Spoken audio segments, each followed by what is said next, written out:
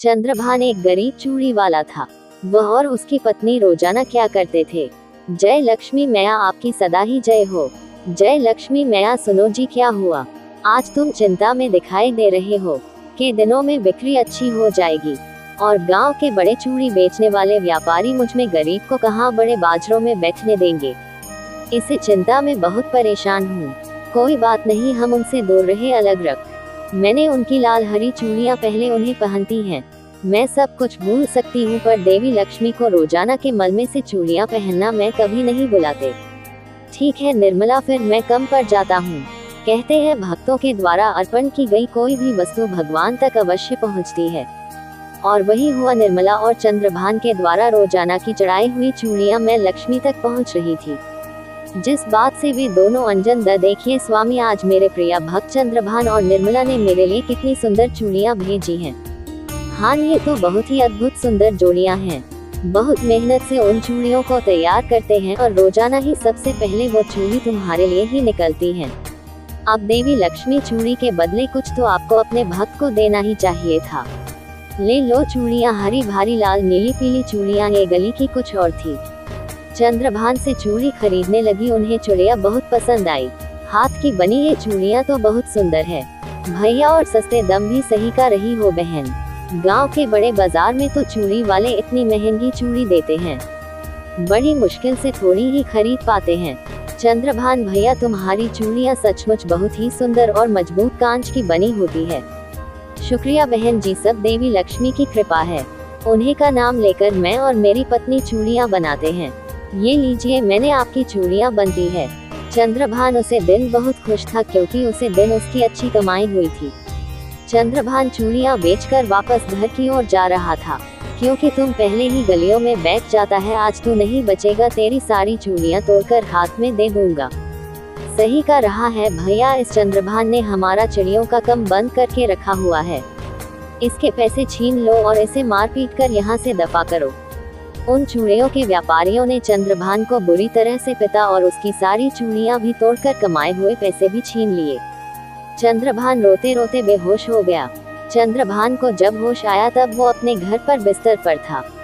निर्मला, मुझे घर को लायत की सर पर चोट आई है। ये लो, ये हल्दी वाला दूध बना है, पहले ये लो दीदी। भैया जी को होश आ गया। ये देखकर मुझे तसल्ली हुई। तुम कौन हो? इसका नाम कमला है। यही आपको घर तक लाई है भैया जी। मैं वहाँ से गुजर रही थी, आपको बेहोश देखा और रोज पड़ोस के लोगों से आपके घर का पता पूछा और आपको यहाँ तक ले आई। कमला नाथ है इसका, इस दुनिया में कोई नहीं। ये गांव में बने लक्ष्मी नारायण मंदिर में सेवा करती है और वहीं रहती है। शुक्रिया बहन, अब क्या होगा निर्मला? ये चोरी के बड़े व्यापारी तो रोजाना ही गुंडागर्दी पर उतर आए हैं। पता नहीं आगे त्योहार के दिनों में हमारी कमाई कैसे होगी। जब तक भैया ठीक नहीं हो जाते तब तक अगर आप चाहो तो मैं आपकी चूड़ियाँ में मदद कर सकती हूँ, पर बहन को बहुत खतरनाक लोग हैं। अगर उन्होंने तुम्हें कोई नुकसान पहुँचा तो मैं अपने आप को कभी माफ नहीं कर पाऊंगी। आप चिंता मत करो दीदी, मुझे कुछ नहीं होगा। बस आप कल मुझे चूड़ियाँ बना कर दे देना, फिर मैं उन्हें बाजार में बेचूंगी। मुझे आपकी सहायता करने से बहुत खुशी होगी। ठीक है बहन, मैं तुम्हें कल चूड़ियाँ बना कर दे दूंगी, पर अपना ध्यान रखना। अगले दिन निर्मला कमला को चूड़ियाँ बनाकर बेचने के लिए एक टोकरी में भर कर देते हैं, और नियम के अनुसार उसमें से कुछ चूड़ियाँ देवी लक्ष्मी को पहनती है। इसके पक्ष कमला चूड़ियाँ बेचने के लिए गलियों में ना जाकर गांव के बड़े बाजार में चली जाती है। चूड़ी ले लो, चूड़ी सुंदर सुंदर लाल लाल नीली पीली हरी गुलाबी कांच की चूड़ी ले लो ले लो। ये कौन है? नई लड़की चूड़ियाँ बेचने आई है, या इसे पता नहीं है बाजार हम जैसे चूड़ी व्यापारियों के लिए है? लगता तो ऐसा ही है, और ग्राहक तो इसकी चूड़ियाँ खरीदते ही जा रहे हैं। आखिर इसके आसपास इतनी भीड़ कैसे है? भाई है, चलो भैया इसे यहाँ से हटाते हैं। अरे हटो हटो, जाओ यहाँ से, कोई से चूड़ी नहीं खरीदेगा। जो भी चूड़ी खरीदनी है हमारी दुकान पर आओ। दो लड़की, चलो अपना डोकरा उठा और चल भाग यहाँ से, वरन तेरी सारी चूड़ियाँ तोड़ देंगे। अच्छा तो ठीक है, मेरा टोकरा उठा के दिखाने की नहीं, अब तेरी चूड़ियाँ तोड़ नहीं पड़ेगी। अरे ये टोकरा उठ क्यों नहीं रहा है? अरे भैया जरा मदद करो, ये तो जमीन से चिपक गया। भाई ये हमसे नहीं हो पाएगा, ये टोकरा तो हम जमीन से उठाए नहीं का रहा है। तुझे तो हम छोड़ेंगे नहीं, तुझे अभी बताते हैं। चलो तुम्हें हवा की सैर करती हूँ, घूम जाओ। कोई बचाओ, ये धरती घूम रही है या हम घूम रहे हैं? हमें माफ कर दो बहन, हमें माफ कर दो, हम आज के बाद ऐसी गलती दोबारा नहीं करेंगे। हमें नीचे उतारो बहन, हम तुमसे माफी मांगते हैं। हम हवा में लटक रहे हैं, हमसे अब सहन नहीं हो रहा, एक शर्त पर तुम्हें नीचे उतार दूंगी।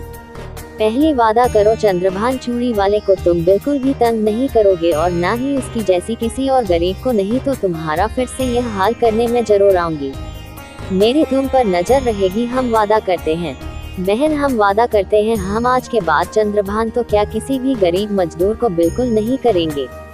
हम अपने कम से कम रखेंगे। हाँ, चूड़ी वाली कमला से माफी मांगते हैं। कमला खुशी खुशी सारी चूड़ियां बेचकर घर पहुंचती है और निर्मला को चूड़ियों के बदले ढेर सारे रुपए देती है।